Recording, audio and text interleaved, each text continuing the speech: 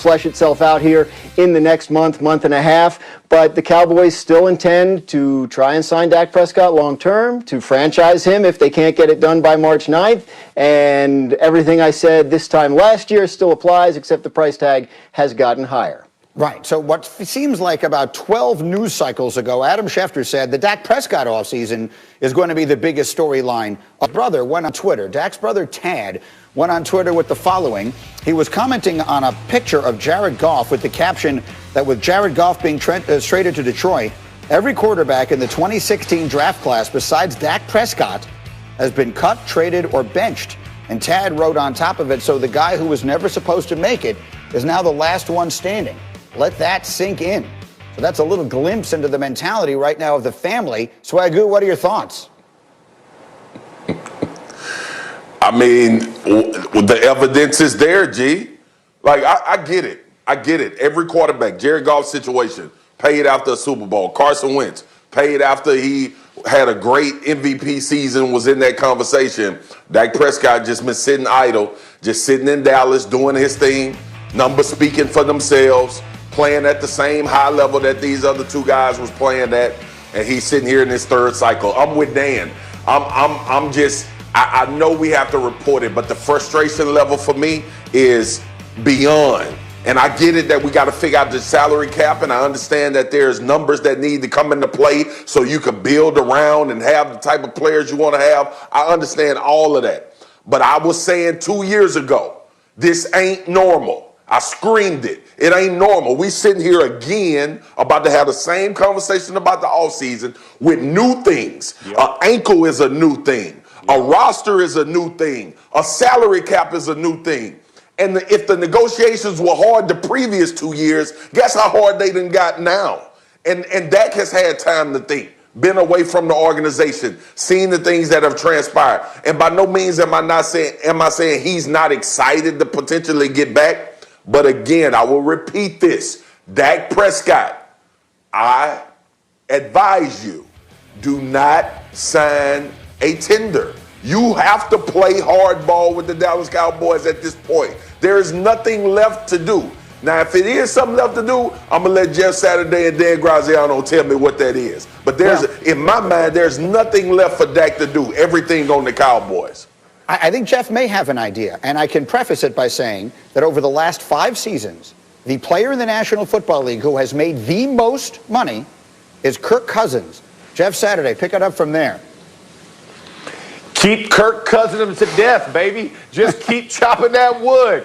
37 million, 42 million. I'm going to keep going up, man. I don't care what the cap is. I don't care what the rest of it is. You're going to give me exactly what I want, or I'm going to keep banging you over the head until I get my money and go to another team and make the money I wanted with the years I wanted with that.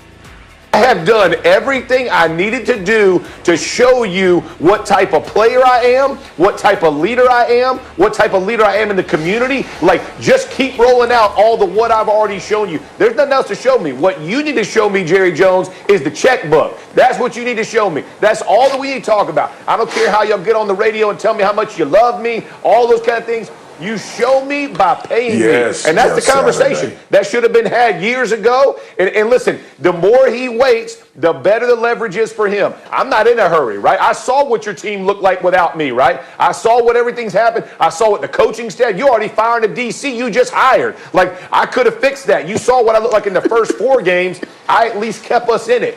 Everything he's done, Greeny, and to Swagoo's point, he has put it, all the chips are in. They got to make a bet, man. That's the bottom line. He's got Jerry Jones, and Jerry Jones needs to pay the man his money.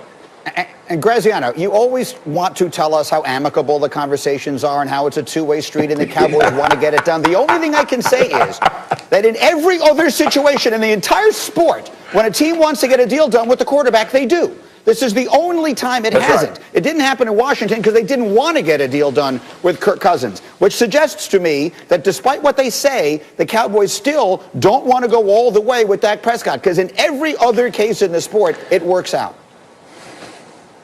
But what's all the way? I mean, this conversation started with a tweet about Goff and Wentz being traded or benched, and Dak still being there. If Dak had wanted the Goff or Wentz deal last year, he could have taken it, but he wanted a shorter deal. This is a two-way street, right? It's not just because the Cowboys don't want to sign. He hasn't liked what they've put in front of him because he doesn't like the years. It's not the money. So there has been an effort from the Cowboys, and, you know, there has been resistance from Dak's side. It's not just on Dallas that this isn't done. I think people have to realize that this is a two-way street, and this player wants something different than what others in his situation have.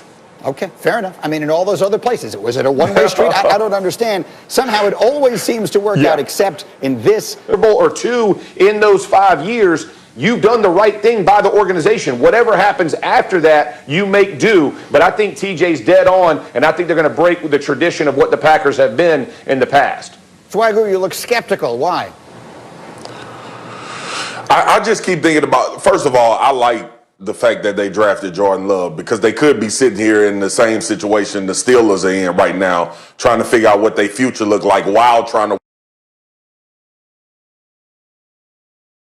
work cap numbers with their current quarterback. So I don't mind that. And I'm more in lane with Grimes. Like, and G, you know, I've been on that when this whole draft thing started. I was like, I don't see much the Green Bay Packers need. Yeah, you can upgrade positions, but every team probably can upgrade positions. You end up in the NFC Championship, and the fact is, the Green Bay Packers for 2 years in a row did not get it done. The players did not get it done. That doesn't mean they're good. This is a 13-win football team again. So look, the bottom line is this. Aaron Rodgers wants security. Aaron Rodgers wants more players. That's it, G. I'm done talking about it. I ain't talking about Aaron Rodgers going anywhere. I ain't talking about what the possibility of him being traded or not want to be in Green Bay. Do what y'all want to do. But I would have loved to go to back-to-back NFC championships. I'm just saying. That's fine. And maybe this is less about that than it is about the fact that Aaron Rodgers, with a team, once they drafted his replacement, he lost a lot of control over the future of his career. And I think this is about him trying to reclaim that control. I think this is about him saying to them, and Dan Graziano, I'm looking at you, you're not going to decide when you've had enough of me. You're not going to decide next year, well, if I don't play quite as well, we'll move on to Jordan Love. He's taking control of the narrative and saying, you want me to stay here and keep doing all of this? Well, then put your money where your mouth is long term. Make a commitment to me. I'll commit to you, and we're all good here. It may be less about players than it is about a player at this stage of his career taking control of his own situation. Yeah, and that's speculative on our part, obviously, and on TJ Lang's, but we know because of his public comments that that's how Aaron Rodgers reacted to the drafting of Jordan Love. Oh, I wanted to spend my whole career here, and now I may not be able to do that, and it's not in my control. So yeah, he could seek to get more guaranteed money on the contract, but I go back to a point I made last week. He's Aaron Rodgers. When you do the deal, get the guarantees. Don't come to me 2 years later and ask him for guarantees. Like, I'm Aaron Rodgers. If you don't guarantee me the money, I'm not going to sign. What would the Packers have done if he had taken that stance? These guys need to think about that when they do the deals, not 2 years later. All right, we will have more on this as we go. We'll have plenty of time to say more about this, but there are a million other quarterback situations, and let's get to some of those here. Graziano, running the hurry up, there were reports about the 49ers being interested in Kirk Cousins. What do we have? Yeah, I mean, that's good dot connecting, right? Because Cousins and Kyle Shanahan have a relationship from their time together in Washington. If the 49ers decide to move on from Jimmy Garoppolo, they can. The contract allows them to do that. And obviously, if the Vikings decide they want to move on from Cousins, is it crazy to imagine a scenario like what the Rams just did with Goff to get out of a contract? No. But again, one possibility of many for the 49ers if it goes that way. The Jets are looking, we know, as a possibility. Could they upgrade from Sam Darnold? They like Darnold. They could build around him.